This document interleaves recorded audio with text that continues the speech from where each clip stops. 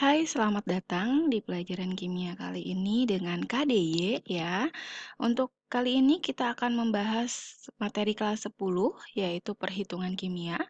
Nah, untuk di coding sendiri, perhitungan kimia kita bagi menjadi dua ya, ada perhitungan kimia 1 dan perhitungan kimia 2.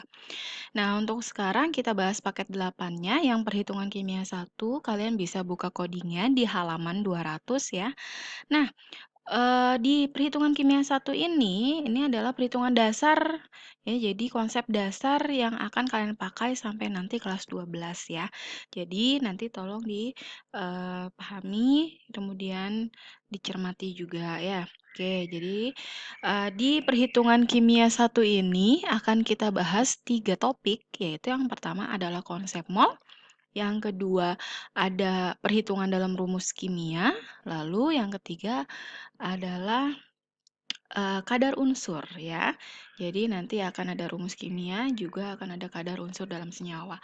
Oke, kita masuk ke yang pertama, yaitu konsep mol. Apa sih yang dimaksud dengan mol? Kalau di matematika ada yang namanya satuan panjang, yaitu meter. Nah, kemudian di kimia juga ada satuan. Nah, yang namanya mol itu adalah satuan yang menunjukkan ukuran jumlah partikel yang ada dalam suatu zat. Jadi, sebelumnya di paket 7 di hukum kimia dasar ya, itu ada tentang Avogadro. Dia bilang kan dalam keadaan standar, dalam satu keadaan itu dia akan mengandung 6,02 kali 10 pangkat 23 partikel ya.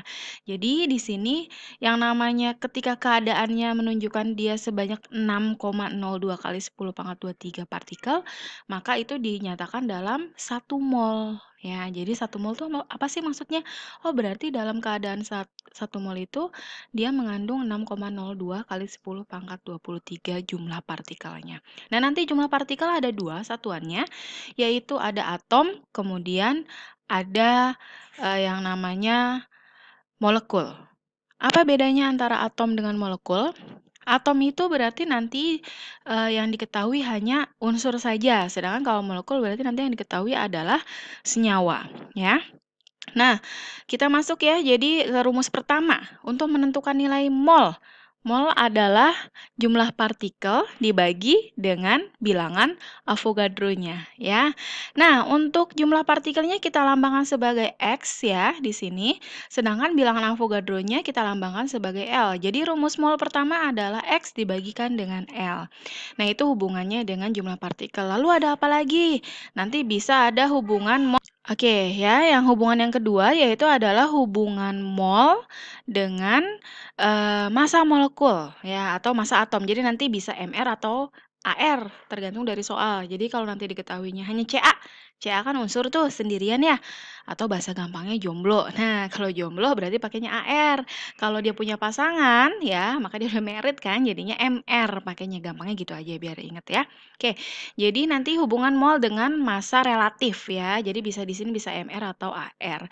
Nah, gimana hubungannya? Yaitu tinggal mol sama dengan massa dibagi dengan Mr. Nah, tapi biasanya massanya itu dalam satuan gram. Jadi Kakak di sini langsung tuliskan mol itu adalah gram per Mr ya. Nah, boleh kalian buka halaman 200 di situ ya. Ada contoh soal yang nomor 2A. Jadi nomor 2A ini ya diketahui kan di situ ya di coding kalian ada kalsium. Kalsium diketahui molnya sebanyak 0,4 mol dan dia bilang bilangan Avogadro-nya ya L-nya 6,02 kali 10 pangkat 23. AR-nya atau massa atom relatifnya adalah 40 ya. Jadi karena dia sendiri, makanya dia pakainya AR bukan MR. Yang ditanyakan adalah tentukan jumlah partikelnya. Nah, berarti jumlah partikelnya yang ditanya X-nya ya. Maka kita pakai rumus tadi ya, N sama dengan X per L. Nah, kemudian kita langsung pindah ruaskan ya L-nya ini ke kiri, makanya didapatkan X itu adalah mol dikalikan dengan L. Nah, kita masukkan angkanya 0,4 dikali 6,02 kali 10 pangkat 23. Maka hasilnya adalah 2,408 kali 10 pangkat 23 atom. Karena dia tadi adalah sendiri ya, Ca saja. Makanya dia pakai satuannya adalah atom. Nah, untuk soal yang 2B, contoh soal 2B masih di halaman 200. Di situ ada diketahui molnya. adalah 0,2 mol. Nah, senyawanya di sini adalah urea ya, yaitu CONH2 dua kali. Dia mau L-nya juga bernilai 6,02 kali 10 pangkat 23. Nah, yang ditanyakan adalah sama ya jumlah partikelnya. Nah, untuk nyari jumlah partikel itu berarti sama ya, pakai rumus yang N sama dengan L dikalikan dengan X. L dibagi dengan X ya. Jadi di sini, oh maaf, ini harusnya N sama dengan X per L. Di sini salah ya. Jadi nanti didapatkan nilai X-nya itu adalah N kali L. Oke, maaf ya, di sini bagian ini salah ya. Nah, nanti tinggal masukkan tuh N-nya 0,2, L-nya kan 6,02 kali 10 pangkat 23. Maka didapatkanlah nilai jumlah partikelnya 1,204 kali 10 pangkat 23 molekul. Ya, oke. Nah, jadi kenapa di sini molekul? Karena dia adalah urea, senyawa ya, makanya dia pakainya molekul. Nah, tapi kalau misal nanti di sekolah ditanyakannya atom. Nah, jadi nanti di sini kan atom penyusun dari urea ada C, ada O, ada N, ada H. Berarti nanti bisa mungkin ditanyakan berapa jumlah atom C-nya aja, O-nya aja, N-nya aja, atau H-nya aja. Nah, kita perhatikan kalau C aja. Kalau C aja kan berarti cuma ada satu tuh C-nya ya. Berarti jumlah partikelnya akan sama, yaitu tetap 1,204. Nah, tapi kalau dia O saja ya sama ya. Ya, kalau yang N kan di sini jumlahnya ada satu kalikan dengan 2 ya. Jadi di sini ada 2 atom N dalam satu senyawa. Berarti jumlah atom dalam semuanya tinggal 1,204 kali 10 pangkat 23 dikalikan dengan 2 gitu ya. Nah, kalau yang H berarti 2 kali ya 2 kali 2 ya. Jadi didapatkannya 4. Berarti nanti tinggal dikalikan 4. Nah, kalau yang di sini yang ditanya adalah jumlah atom dalam semuanya. Berarti ini jumlah atomnya setelah kita cari totalnya ada 8. Makanya jumlah atomnya 8 dikali jumlah partikel awal. Didapatkanlah 9,632 kali 10 pangkat 23 atom. Ya. Oke, nah itu untuk yang hubungan dengan jumlah partikel ya. Nah, kemudian kita lanjut hubungan mol dengan volume. Nah, ini juga sering keluar ya. Sebenarnya udah kita pelajari juga kemarin di bagian Gay-Lussac ya. Jadi, kalau di Gay-Lussac bilang perbandingan volume sama dengan perbandingan koefisien. Nah, kalau hubungannya sama mol gimana? Nanti kita bagi menjadi tiga keadaan ya. Ada STP, RTP, sama bukan STP ataupun RTP ya. Jadi, kalau yang di STP, kalau di STP berarti dia standar temperature and pressure ya. Jadi nanti kalau diketahui suhunya 0 derajat Celcius dan tekanan 1 atm, oh berarti itu pakai keadaan STP. Maka untuk dari percobaan ya didapatkan 1 mol dalam keadaan STP tersebut mengandung volume sebanyak 22,4 liter. Maka didapatkanlah rumus untuk menentukan mol sama dengan V dibagi 22,4 ya. Oke, contoh soalnya bisa kalian lihat halaman 201 ya. Nah, di situ diketahui ada molnya ya. Jadi molnya kalau nggak salah yang A, 6A ya, kalian lihat contoh soal nomor 6A, ada 0,5 mol, ditanyakan berapa volumenya dalam keadaan STP. Berarti kita pakai rumus V sama dengan mol kali 22,4. Maka masukkan molnya 0,5 kali 22,4 didapatkanlah 11,2 liter. Nah, untuk yang B, kalian lihat di codingnya halaman 201 itu 6B, diketahui ada masanya ya. Masanya diketahui 4 gram. Kemudian ada MR-nya diketahui 80. Dalam keadaan standar, berapakah volumenya? Nah, berarti kita pakai rumusnya masih sama, yaitu rumusnya V sama dengan N kali 22,4. Tapi yang jadi masalah N-nya belum ada kan? Nah, yang ada gram sama MR, maka kita pakai rumus yang ini ya. Cari dulu molnya, yaitu pakai gram per MR. Makanya molnya di sini kakak substitusikan dengan gram per MR. Tinggal dikalikan 22,4. Masukkan gramnya 4 ya. Kemudian MR-nya 80 kalikan dengan 22,4 didapatkanlah volumenya ternyata 1,12 liter. Nah, kemudian keadaan yang kedua. Keadaan yang kedua itu adalah RTP, Room Temperature and Pressure. Kapan sih RTP itu terjadi? Yaitu ketika suhunya 25 derajat Celcius dan tekanannya masih sama ya, yaitu 1 atm. Nah, dari percobaan didapatkan dalam keadaan RTP tersebut, 1 mol itu mengandung 24 liter. Nah, jadi dapatlah rumusnya untuk menentukan mol adalah volumenya dibagikan dengan 24. ya.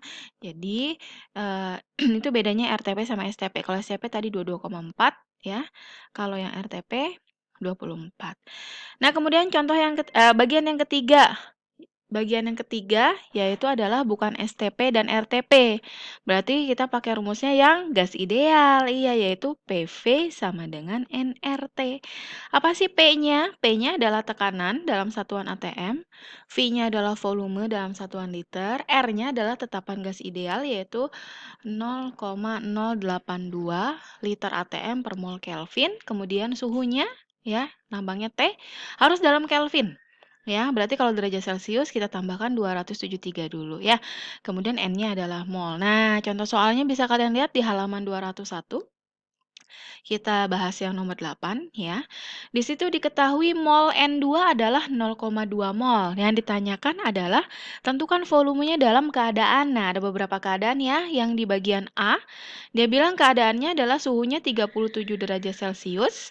Kita ubah ke Kelvin berarti jadi 310 Kelvin. Tekanannya adalah 0,2 atm. Nah, berarti tinggal kita masukkan ya pakai rumus PV sama dengan nRT. Ternyata didapatkanlah volumenya sebanyak 25,42 liter. Nah, kemudian untuk yang 8B-nya dia bilang pada T dan P sama. Nah, kalau T sama P-nya sama, sebenarnya kita tinggal pakai perbandingan ya. Jadi ini ada gas lain yang diketahui. Kalau ada gas lain yang diketahui, sebenarnya bisa langsung kita pakai perbandingannya seperti ini.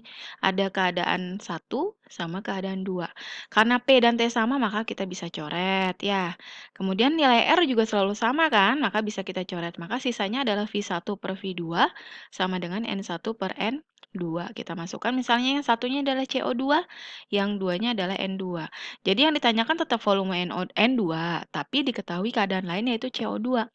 Jadi ini bahasanya sama kayak kita beli es teh manis pakai ringgit sama pakai rupiah. Nilainya sama walaupun angkanya berbeda. Misalnya kalau di Indonesia 3.000 di sana 1 ringgit ya. Oke, tapi kan sama aja ya hasil apa nilainya. Nah, itu maksud dari perbandingan ini ya.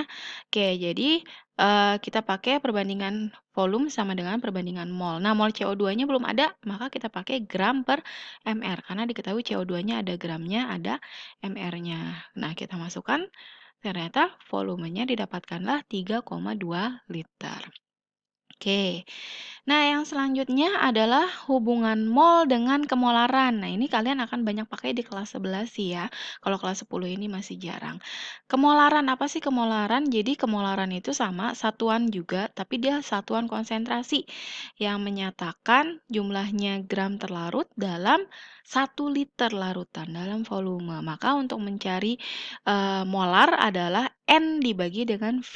Ya kan tadi kan kalau N cuma jumlah partikelnya aja ya dalam satu keadaan standar. Nah, kalau yang M kapital ya molaritas itu harus dibagi dengan V-nya. Oke, nah selanjutnya kita masuk ke subbab kedua yaitu rumus kimia. Sebelumnya kita udah mempelajari rumus kimia itu ada dua ya. Ada rumus empiris, kemudian ada juga rumus molekul. Oke, untuk rumus kimia ini akan kita bahas di video selanjutnya ya.